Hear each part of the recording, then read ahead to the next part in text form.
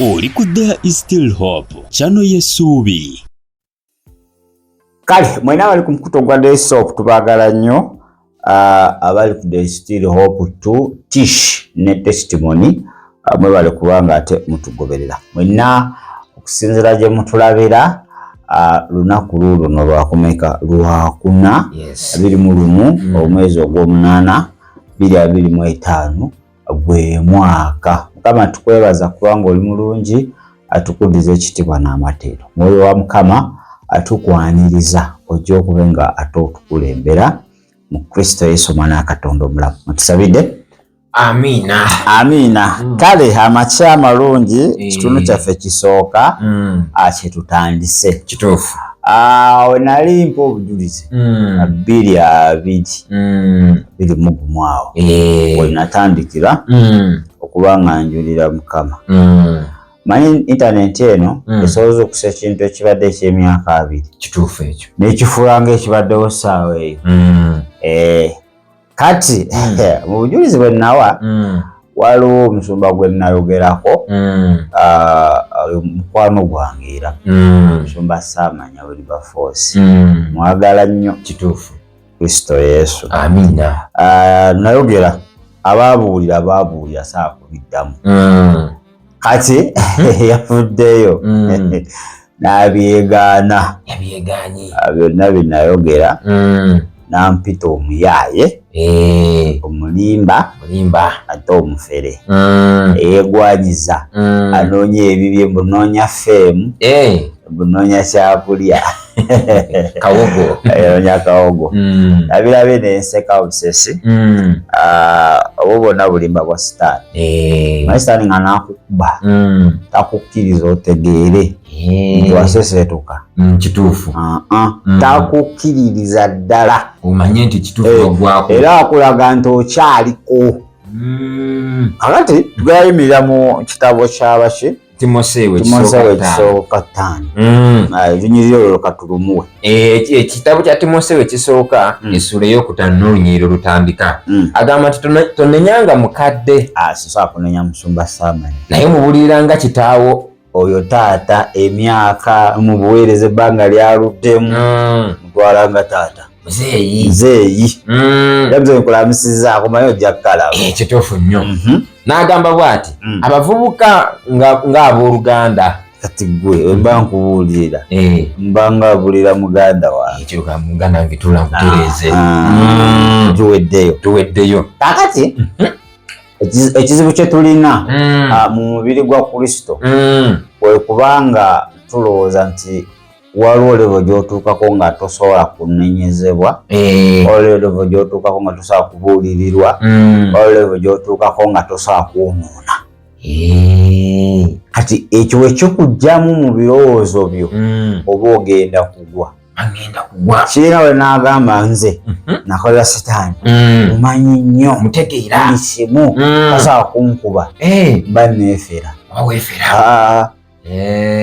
era yakukubako ezo bayize najja nbawo ku bujulizi naye ko kabaaba yansabulako bubi nnyo sabawe yankuba nenino There is Still Hope nemba nga siala nteekayo kintu nga ndaba nasitakira walimu makulu era abagobera There is Still Hope bo bakimanyi waliwo ebbanga lye babeerako awo nga kirinako enteekayo nga wakoze ki ng'akukubye ankubye. Kakati mukunkuba okwo nalina okutuula wansi nesootinge era mukunkuba kwali kwa bigambo kati nze nalina otuula wansi nebuulirire bye boogera bituufu oba si bituufu nti ye bituufu nkoze ntya kiki kyena okuzaako kantereeze kikudda kuba defense byemwogera sibitegeera byeboogera bifu nti ye sikangende mu maaso namuli oseke abo tobanyega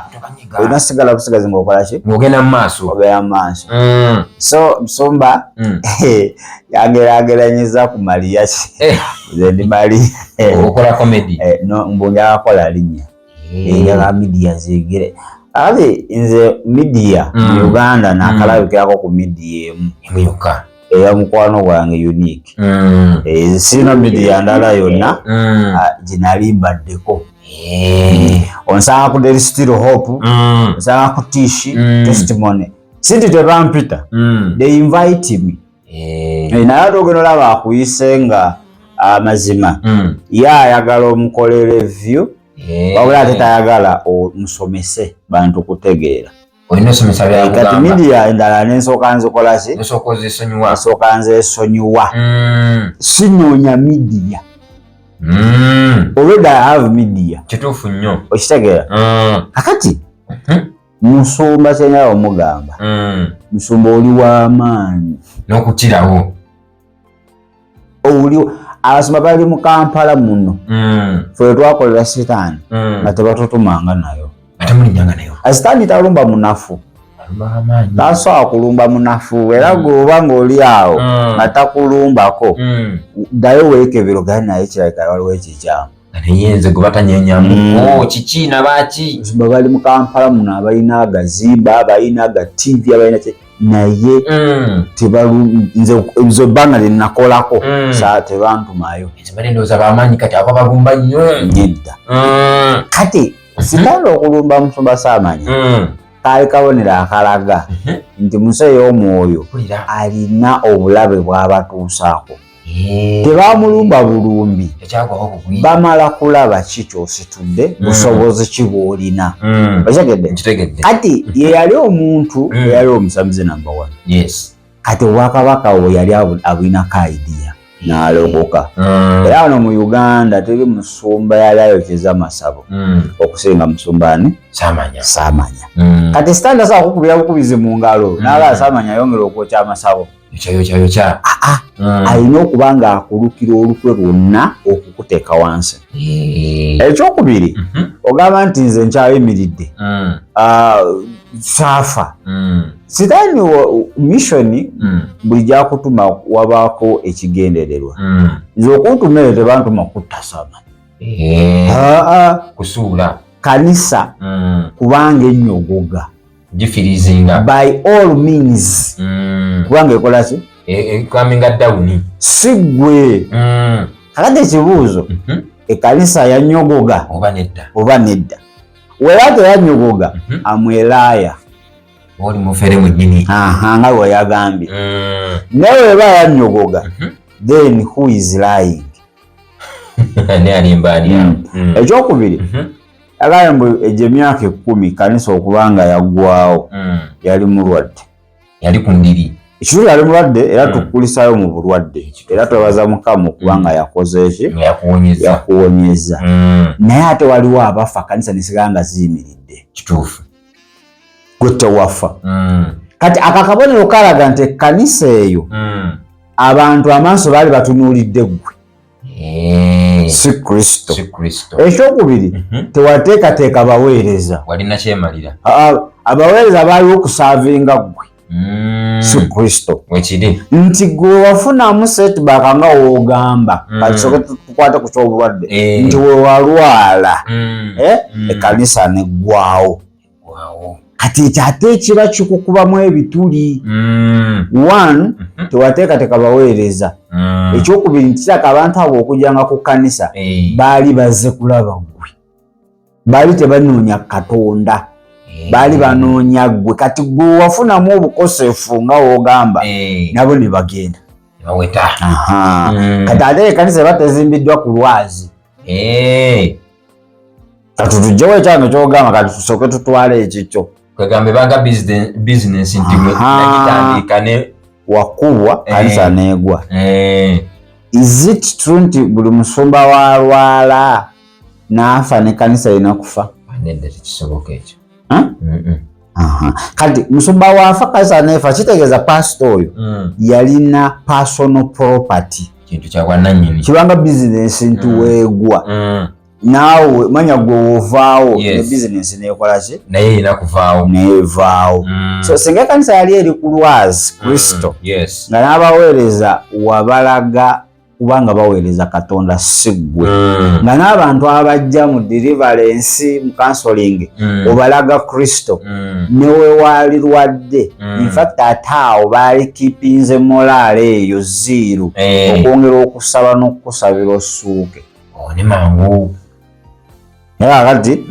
we walwala mu 10 years ekanisa nayo neerwala nayo neekola ki nejjawo obulwadde negwa ukizozezo kyo sikikkiriziganya nakyo tulaya abasumba bafudde obweza bukyagenda maaso ekyo kyo mba nkisizaawa nkisiza ku mabbali ekiro ekirala kankubuulire muno mu Uganda saamanya ali akutta akati ali waggulu nnyo njagala mukadde wange amazima nawe otuule ogambe wenali wendi gasinaba kugamba mwana ono temufere wenali wendi obanga wewali wooli era ndi mufere awedde emirimu naye wabanga amazima you are struggling to reach where you were kakati awo ekibuuzo kijja what happened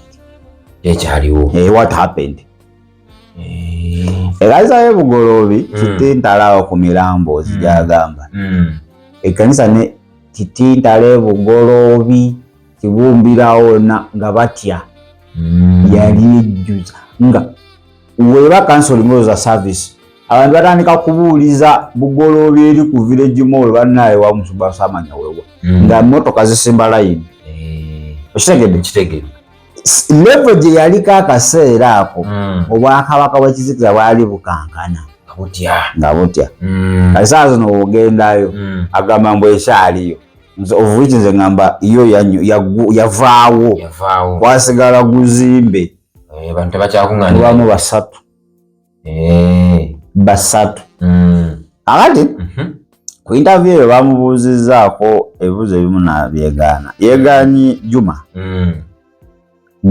Juma gwe baali bamanyi nga ate Junior kuba baali bamuyita mannya abiri Juma Junior yali driver awo amuvuga nga oluusi avuga waliwo omusirikale yali assistant pastor asula mbuya nga bavuga babiri avuga ono eziba nga ngendo mpanvu kati oyo yamwegaanyi amumanyi ensirika Elda omukadde w'ekkanisa yali alina ekibanda ky'emmotoka naye yamwegaanye weyo Elda kakeyos zomasamanya njawojjukire bwe bakusololeza ssente okuwa ekirabo ng'ekkanisa olw'okubasuuba ekirabo ekyo ne bakwata ssente ne bawa obuvunaanyizibwa abantu babiri oyo Elda lo yali oba Tororo na assistant pastor ye yali mu Western omusirikale oyo ne bakwasa ssente babiri kanisa bakugulira emmotoka ne baleeta kalawumu akatono akatajja mu ssente bazigabana ne balya kalawumu kale nga bwekatuulamu obunene bwewaliko akaseera ako ng'emabega kakkamu kati olutawo ne lutandikira awo era assistant pastor n'atuuka n'okugyayo emmumba mu church wakati mu service ebyo natasobola bijjukira kati ate jakugamba nti ezi ssente baalyandye just gwe gwali mupango they were faithful servants abo bolaba naye sitaani abakolaptinga bukolaptinze ekyo ne kituukawo nga sitaani ayaga kwabuluzamu kanisa yali mission eyo okitegeera kati nayegana n'aŋŋamba muleetere omuwala oli gwe nyogerako mu katambi kati nze foreign angel njijjewa ekisooka sikyabakolera njijjewo gireeta emuweereko obujulizi nti nze nzunno tize nze jamiru gwe bakozesa ekitegeera so byosaba bizibu ebimu kituufu okubanga mbikuwa ekyokubiri I don't defend my testimony tewewolereza oba todefendinga nze obujulizi mbuwa abukkiriza n'abukkiriza ate abukkiriza n'abuleka ekyo gundi kye yabuuza Isaaya ani akkiriza ripooti yaffe. Okitegedde? Kakati naawe mu kubuulira kale kanzeeyo emabega wali ng'okyali ku piiki. Buli omu yali akukkiririzaamu. Ago tolowooza nti buli omu yali akukkiririzaamu. Nakati era wekiri si buli omuntu akola ki? Akukkiririzaamu. Wano twalabeko emabega Aida kye baamukoze. Sinti buli omu akkiriza Aida byakola ki? Byeyayogera. Naye kasire naye baamutuulamu awo ne bamusabulamu. Kakati tosobola kuservinga the whole people. If you choose to serve the whole people, then forget about God. Naye mukadde wange mugamba okyali w'amaanyi ate okyasobola n'okusinga wali we wali. Kituufu nnyo. Okitegedde? Naye defense tegenda kuyamba okwewolereza. Kyolina okukkiriza nti at a certain point omuntu asobola okugwa. Era okugwa kyo kibeerawo. Omuntu asobola okugwa. Kati okwewolereza olinga ogamba tosobola kugwa. Tosobola kuseeseetuka sitani tasobola kukukuba. Engeri gy'olowooza nti wamukoleramuko nnyo ng'oli musamize omumanyi nnyo.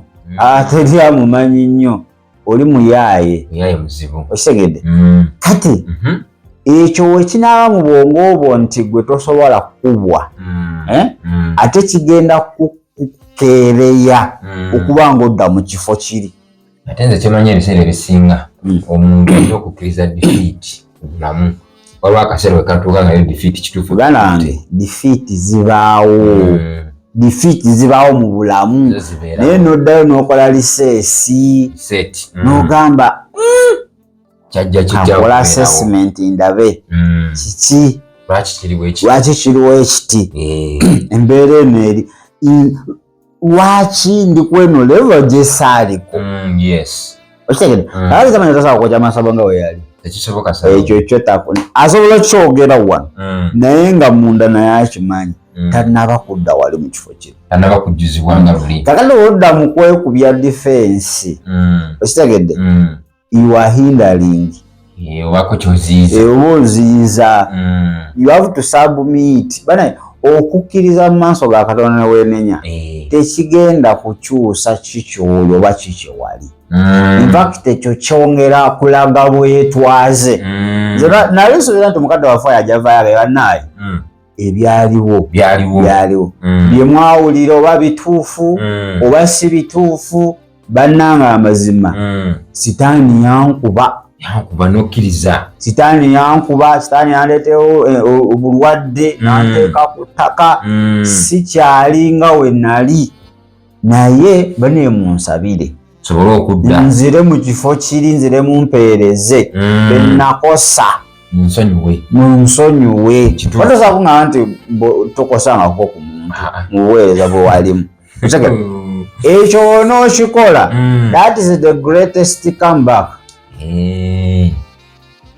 Ekikyasinza okuba yeyo great. Alwala Yesu kasa yakkiriza singa alizistinga death teyalikomyewo ng'ali victor. Naye yakkiriza. Kati mu kugonda okwo Bayibuli etugamba mu Bakolosaayo nti kyeva yagulumizibwa okusukkuluma ebitonde byonna. Abafilipi kyava muki mu bwetwaze. Kati ekintu kye tulina mu Uganda olaba abasumba abamu nga bo bamanyi tebasobya tebawabulwa sitaani tabasobola.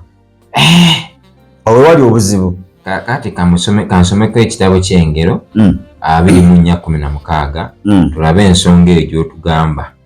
Agamba atya Engero 24 ate kakati 16 agamba ebigambo bwe biti.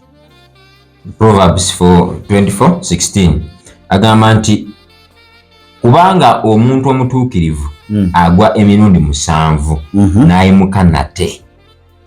Ale kati ife batukuba ate nga bakukubira mu bujulizi bwowa.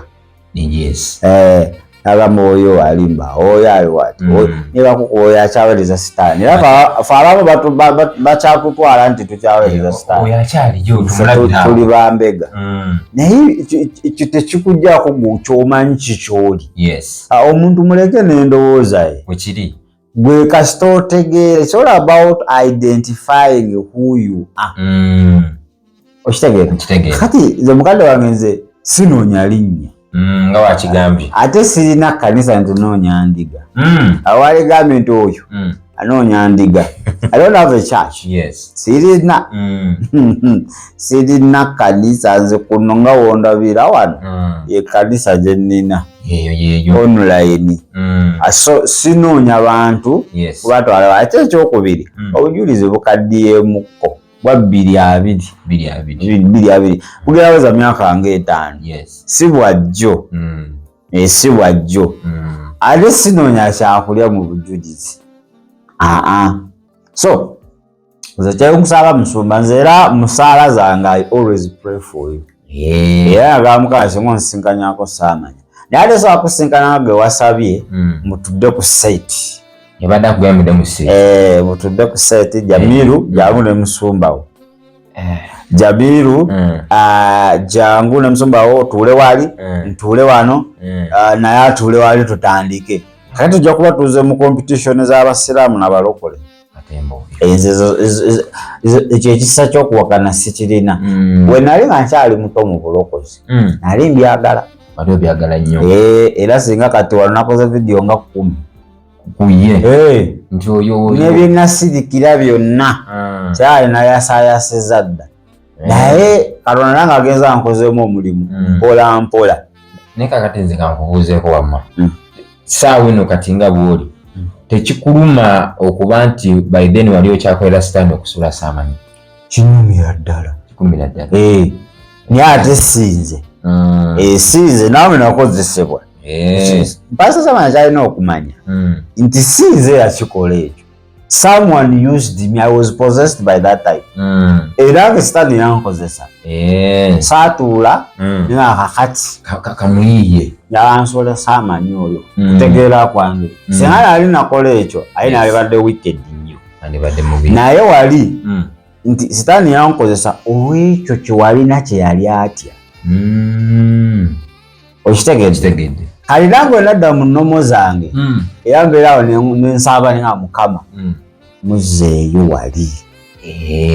Waliwo yali ategola kuba kazinze ne sitaani tetukwatagana. Kati muli balabe na balabe. Kati mba njagala amuzeeyo wali addemu amutigomye. Wakati waliwo Saamanyi byakola nga nze siribikola. Kitewe kiri. Kuba bye yali akola nga siribikola. Okitegedde? Kitegeera. Naye ng'ate wabikola obwakabaka bwa Katonda buba bwegasseeko. Waliwo ekiba kibwongeddeeko ate sitaani tuba afuuka ki? Luuza. Kati ekyo kyo era nsala n'Omukama nga Mukama. Abantu bonna beenakolako missions bangi. Lwaki Saamanyi avuddeyo neyeewakana? Obujulizi bwange buwanvu ate obumu sibumalanga nayo paka kati. Bangi naye abamu ndowooza bebeezuula agamba kuba bali yankola nga n'ayogera nange n'agamba wajjako ewaffe wano twakolako kino kyekyaliwo tetwaddamu kulaba.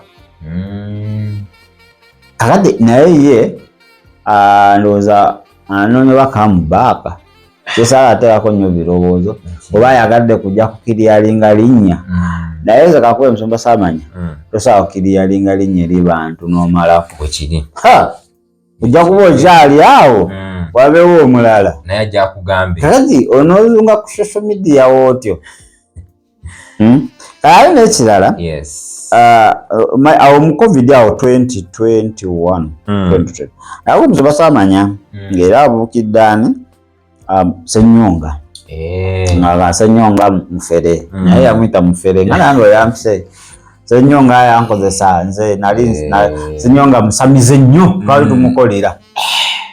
Akuba abateeka bafunamu obutakkaanya ag'omukubaga obazaali ssente za pulezidenti ezo ez'akalulu ezo. Ndowooza kirabika mbuze zaleetamu ki? Obuzibu naye n'amufuulirawo omufere. N'amukuba. Naye ate Ssenyonga ate gundi Saamanyi kyali kubye Ssenyonga. Kuba Saamanyi asibanga ku Top TV nga kwaweerereza baali bamukwano nnyo nawe baaweereza. Okitegedde? Omuntu nga mutambuddeko wamu naye ne waba yakusobya ojjukiranga akalungi. Kituufu. Manyi nti ekisinga okuba nga kireeta obuzibu tujjukira bibi byokka. That's very bad. Yeah. Omuntu aba akoze ebibi 99 ajjukirayo ekirungi ekirungi ekyo kigenda kutwala mu kyawandiikibwa ekigamba love covers multitude of sin. Okwagala kubikka ekibi n'ekyo wali badde omulowooleza omukolera to revenge kasolooza ekirungi yali akoleddeko banaye faaki ankireke. Kituufu. Naye kakati ffe tutunula nnyo ebibi.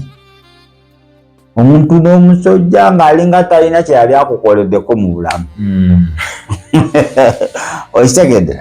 So nze sizze wano kukaayana na Musumba. Musumba mwagala nnyo era mumusabira Mukama amuzzeeyo era ekiba kisoboka amazzi kano singa kamutuukako ategeera nti Jamiru talina lutalo naawe. Jamiru tanoonya ffeemu. Jamiru talina kanisa nti ayagala kujjuza kanisa. Okitegedde? Ebyo byogamba jangu ne Musumbawo ajogaze deliverance nagifuna mu bbanga. Deliverance yange eri kiriya eri nooni ne mu jjinja yonna emanyikiddwa. Okitegedde? Teri magical. Yali process. I underwent a process. Mwe abatawaana nange. Okitegedde? Mwe abatawaana nange. So atwebuuzeeko omuntu ng'ogamba nti alimba yoyo atalina deliverance backup. Onaba nayogera boogeze nga takulaga yasumululwawa. Okitegedde? Naye nze kirabika bakuwa bukiriipu. Bakuwa buno bwa TikTok obusalesale. Kiraga n'owuliriza the whole testimony. Ojja tegeera ne naawe ojja gamba naye sitaani ono ojja obusungu ku sitaani obw'obwa Katonda. Naye waliyo ekiruyi eky'obwa Katonda nga kikumeze kuno nga kikugamba gwa ku mavivi. Ekiruyi kya Katonda si kyakulwana. Era obwongo ofuna ekiruyi nga kyo kigamba kukuba bikonde oyo aba sitaani awadde emirimu. Naye ekiruyi eky'obwa Katonda it is a call to repentance. Naye alagayo n'adde ensomesa ku conviction ne condemnation. Kakati Musumba, don't be condemned but have a conviction. Okitegedde? Toweesalira musango ate okkiza sitaani kusalira musango wabula menyeka mu mutima. Menyeka mu mutima. Katonda akyasobolera ddala busamanyi okusukkulumya newe waliwo weegomba weyagala okudda.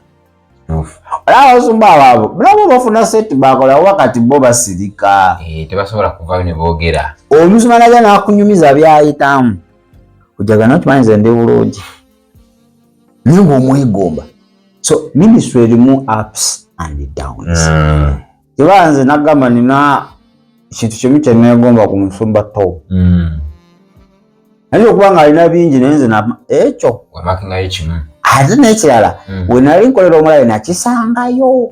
Ewuwe yennyini eyo. Naye ng'ate kya kkanisa yakibba. Tebayita silence is power. Mu Uganda muno abantu be basinza okuvuma n'okuwaayiriza. Tom ali ku toopu. Yakutakati. Bwe yagala omanyika atandikira ku ye. Kakati asinga agamba nti noonya ffeemu. Abo be naaliwalampye. Batomu. Ye takyaliko. Kale omuntu nze n'omugasa amanya n'agamba oba yange. Yaliwo oyo. Naye kati osobola okwogera Pastor Tom buli omu akola ki? Kati singa nali noonya ffeemu. Awo we naaliwalampye. N'eminyaawo. Naye bantu mayo.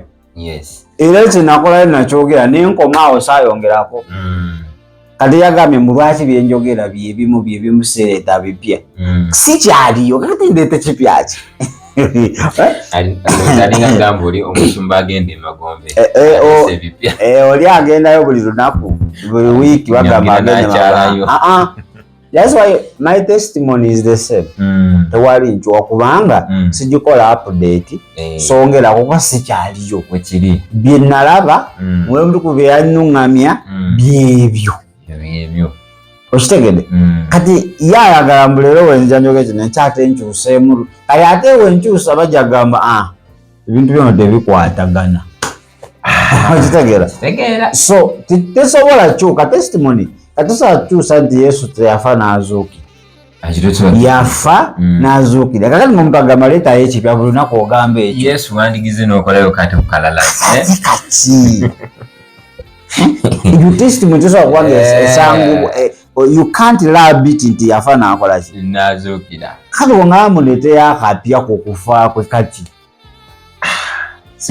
era nja kugamba yafa n'azuukira yawangula amagombe yayambula setaani n'amaanyi ge ag'ekizikiza yatuwa ebisumuluzo okitegedde atudde ku mukono ogwaki ogw'omuyinza w'ebintu byonna yagenda tute bire bingi okugamba kalaye wenza kyatago ebyo byangamba buli essaawa kati mwenenyi kyokka kyolina kugamba ekyo yagala nkyuse enjiri ate setaani mu opportunity so pastor inakuzamba ye bishop ya bishop so nze ngena ku address yanga pastor acha bishop nze sisibe na kikozesa kale pastor nze ekyo kyewasabisi sikyalina budde edda nalina budde obukayana awo nga njeyo video 10 awo nkuzezeemu naye kati nagenda nkula mubuweereza buno tukula era nkyakula ekituufu sinnatuuka wali I'm still undergoing a process era ojja kwekanga nti walibazemu okubyogera olisirika na busirisi ate oluddako ndibanga atali mu Uganda olisirika busirisi okitegedde so ubuweereza buno otakkiriza n'okula n'osigala ku level y'emu buba bukulemye kyebayita ekikonwa buba bukulemye akali naawe olaba kati ngaawe omusumba Tom naye yaliko level ng'ayanukula yanukulako nze kyemmanyi kiteekeddwa okuba nga yaliko level nga yakataali nga naye akola ki ng'abaanukula naye we yakula kye esirikira olubira nabanga atali agenda magombe ali abafu banna nawulira ebintu nengamba simanyi ali bisiyaga emyaka bisiyaga kati naye buli omu alina okwolesebwakwe bali be bamanyi sesobola kubanga mbawakanya nza okuba bali mu dimension yaabwe tomuwakanya otya so naye singa yali addamu singa ate kiri bubi nnyo singa kati ku TikTok alinga bugingo ali kati bugingo ekimufudde famous ku TikTok n'okufuuka akazanyiikirizi buli kimwogerwa kayagala ddemu era omusumba bugizi nga yasirika ati n'adda emabega n'agwa ku maviivi n'akola byateekeddwa okukola singa tewali embiranye eyo yonna buli weefuuka alina ansa ya buli kimu okuddemu oba kati bagenda kufuula ekintuntu kituufu bwewali mu Uganda abasumba bafudde ebintu era ogenda okutunuulira nga bebo buli saawa naye ndowooza obubaka bwange bujja kukutuukako muzeeyi bujja kukutuukako nze sirina taabu naawe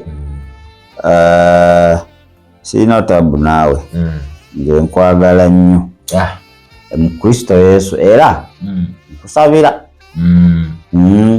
kama akuze bujja akukomyewo akukubeko enfufu eyo nasitangi yakuteekako oddewo wali omutigomye okiri omuti maisani asanyuka nnyo ng'otandise okwegaana ebituufu asanyukira ddala akabo Katonda akyali waffe akyali waffe ono akyatunyumirwa wabbye sukaali nze ng'azaale nakumumwa waliwo obujulizi obulaga Ente abuno just ndoza bukuta. Nenda olayo nagenze walugwa mama gundi mwotumye gundi. Nagudde bale baya sukali wa mtanda. Ngwa mumu. Naganira kuno. Kati buli wetulemererwa okukola kiteekeddwa okukola tusanyusa omulabe kituufu nnyo wekola nga kumenyeka mutima ate ne tutamenyeka oba omuwadde apahande okusigala nga akola mugwe ekitegede naye olwo ebiseera wootuuka nga olina okufuuka omusiru ng'olina okufuuka omusiru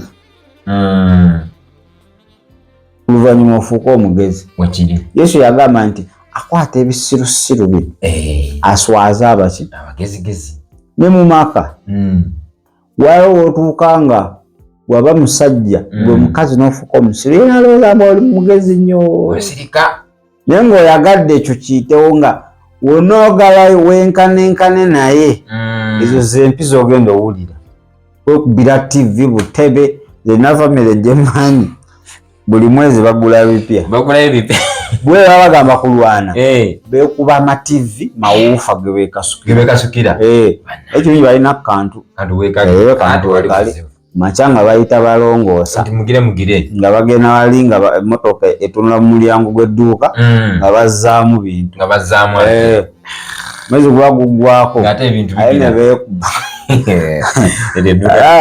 kakati lumu olikuba ekintu nekisala omuntu awatasobola kubanga ate awona eneeyisa si nnungi eneeyisa si nnungi wadde sente weeziri naye ate sitani asobola okozesa sente zennyini ezo n'akuleetako obuvune so lowooza ekitundu kyaffe ekisooka ekitabo kiwedde buno obubaka buli egenda eri ffenna nga ffe abakkiriza waliwo akaseera woolina okukkiriza n'obulamu obutuufu omulabe yansoberera nzikiriza omulabe yankuba naye abayibuli wegamba omutukuvu wange emirundi giba 7 mulabe wange tonsekerera kubanga we naagolokoka kale muddamu essuubi infact nozzaamu essuubi n'abo kubanga wali abali mu mbeera eyo aga abanaayi okugwa is not the last option nti wogwa si kyekyenkomeredde okyasobolera ddala by the way ekyendabamu ng'ekizibu nti bw'ogwa n'ogaana okusituka awo wali obuzibu naye kasita ogwa n'osituka wekunkumulako akafu tewali buzibu bintu tambula butambuzi nze nzijukira awo era nga nakutandika obuweereza sitaani yasabula nze sitaani yampisaako obuswani kumukumu nendowooza ekyogenda Amerika neŋŋamba omanyi there is still hope njitadde kanyonyi kampete na processinga passport ngevaayo ozanyisa ne Katonda tebamudduka naawe passport yalemerayo mu intano nga era zokka zebakugamba abagaffe tumaali tefuluma nga buli kimu otula kiri kikyusaamu wano n'okyusa kumbe ate byokyusa oyonoonera ddala bisopu nenjiva akaseera ako nga n'okusaba basaba batya nga sibitegeera naawe nitandika okwerabira ne ku zifirimu action ezo nenziramu kwalire ku budde obwo okitegera ng'amazi oli yankuba nangalamiza nanjwako yakuba yowangako n'amazzi yanzijamu engoye nzenna nanyambula nankuba okitegedde kati nange nalowoozaako ebya difensi nalowoozaako nange kankufa edifensi ate nze njogera nina midiya tebajja kunsinga muganda wange kamala ngamba wa tosobola sirika kati ekyo wekyagala nga kangenda ebweru nve wano kambe Uganda etabuse sitani omulaba akutwala gyagenda okumaliriza ogwereeyo wanaakukubye kati ayagala kujja alaba wano oyinza ofuna ku buyambi akutwala wali nga teri akumanyi teri ayamba siwe wantu ogenda otambuza takisi ate negwe nali ngendeddeko naye nga wadde Munnayuganda naye nga ate naye simumanyi naye yandabirako ku social media okwo there is still hope nemugana wange Mukama ono nga wali omwesigwa nakakana musala pulesa nga Mukama muyaga kagukunte guyitewo naye nze nekutte kati kuggwe luyo oluyimba olaba birye nekutte Mukama mpulira ki embuyaga ekunta nesiza omwana gw'endiga ajja kukeesa obudde yabukeesa ebbanga eryo kyali kiro nga siraba gyendaga ebintu sibitegeera wekiri kakati bano betwawa obujulizi nawe sitaani akukuba manyi bano abantu bete balowooza mbu ffe tuli bamalayika manyi kakati mubitegeera nnyo kakati nawe nokola ekyo omuntu omukulu muganda wange olaba yalumba Kristo guweza mafuta ki yamulumba sibu amanyi oli ye Katonda lete bajja n'obukalabakalaba bwe craft mind akati yajja ewange muganda wange ate aninako ekiruyi aninako obusuulu odduka otya ate ffe sitaani aba akukubanizi dawuni nga tokutte nayo ffe tulina ku risiki naye Mukama ono yanzijjukira muganda wange nze nabeeranga mu nnyumba eyo ku kalina eri ngajjukira bulungi ng'oza nfuluma nga tovaayo nze natugeza nga sifuluma namalako ennaku 3 nga sirya nga siwulira njala ng'oli bulungi nga siwulira njala nga nagulako oba nagulako ice cream nagulako ne chapati naye omanyi ice cream nga ninga ali kumeketa oba ekigagi n'ekigagi kikaawa oyinza owulira test nga ninga ali kulya ebipapula nga siwula ng'obulamu bwonna tebukyagatta akazirako kaali kazibu gyeni muganda wange naye nakakana nga Mukama kati ekijja kijje sitalidde nyuma sidda mabega oba kufa kanfe kati naye olwo mwoyo wa Mukama oyo ali ntudde awo mudiiro muganda wange saamanya n'amaanyi gye gaava nagwa mu ssaala nze abadde amaze ebbanga nga sisaba nga sibijjukira oba basaba batya nagwa mu ssaala muganda wange ne banaiba bagamba batandise kanisa waggulu eyo kiki ekitambula mu maaso nasaba natuyana nasaba almost nga 2 hours nanisitoopu nga nze ndaba sikyali mu nnyumba omwo ndi walala nga toliibwo era gye nakomekereza nagweri nadde nguluma nga omanyi ng'omuntu gwe babadde bakutte emmotoka zonna zisino straka nga zijjudde omusenyu nga baazikutikka obuzito wenali ng'ensi ey'omwoyo yazitowa naye nagenda ozuukuka nga ninga limu kiro 2 nga mpola nsobola n'obuuka sitaani ono ayinza okumbuusa kalina kano ne bagamba ku 8 waliyo okuziika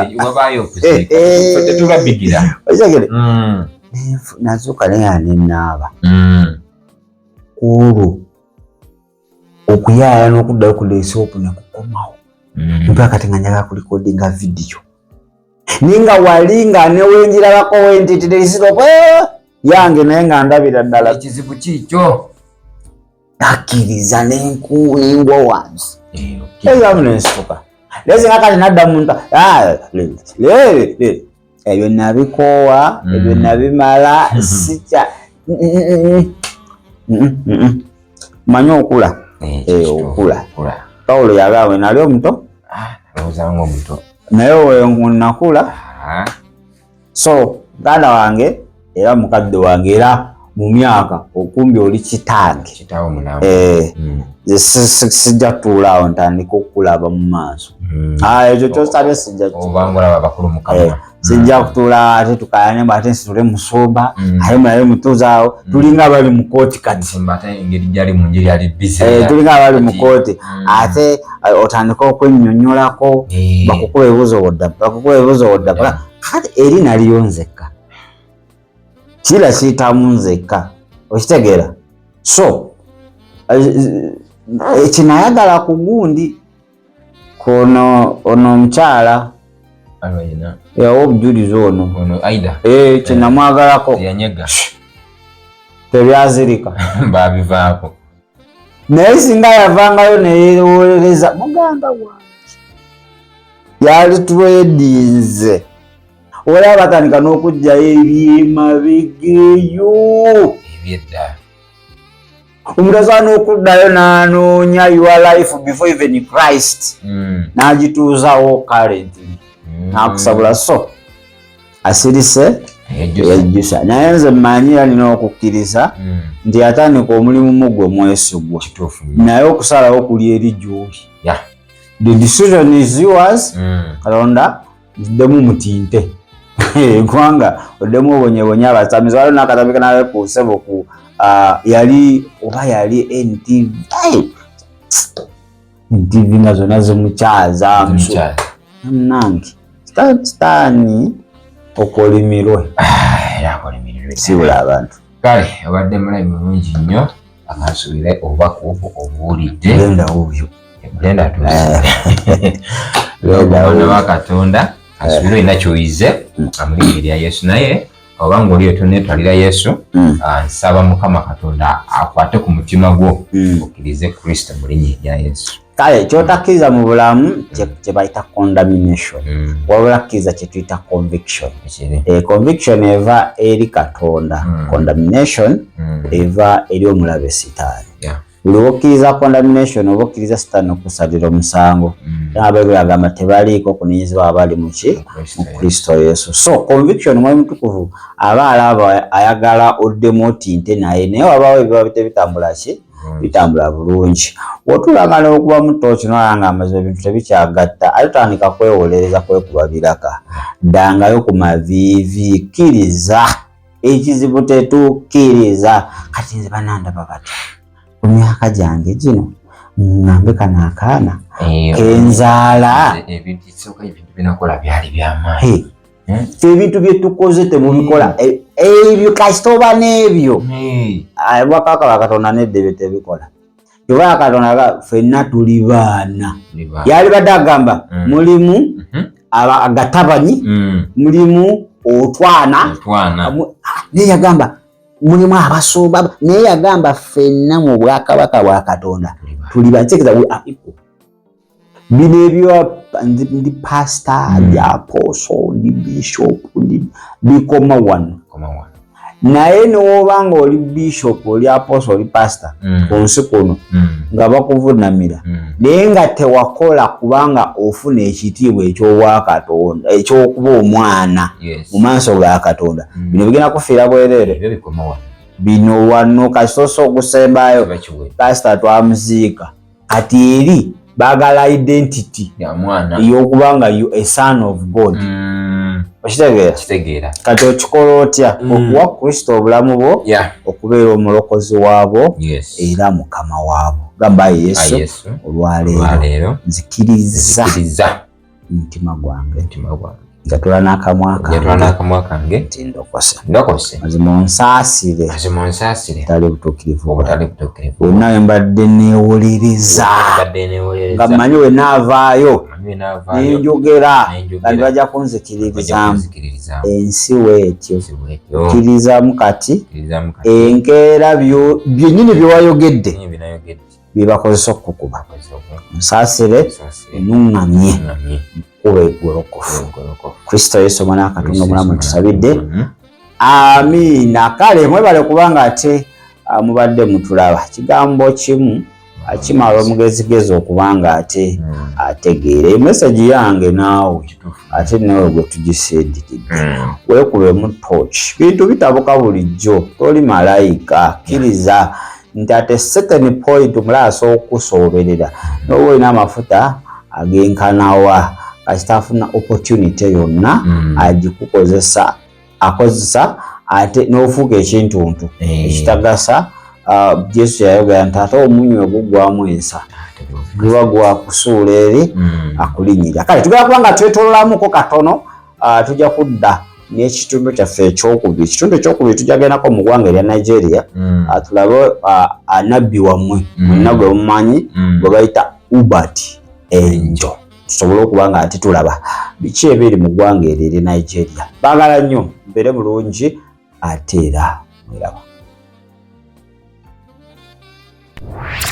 Webale kulaba There is Still Hope. Okumanya ebisingawo tukubire ku 0752 31 14 oba ku 0761 08 83 15. Osobola n'otufuna ku email eya tishitv74@gmail.com. Eno ye There is Still Hope, channel y'essuubi.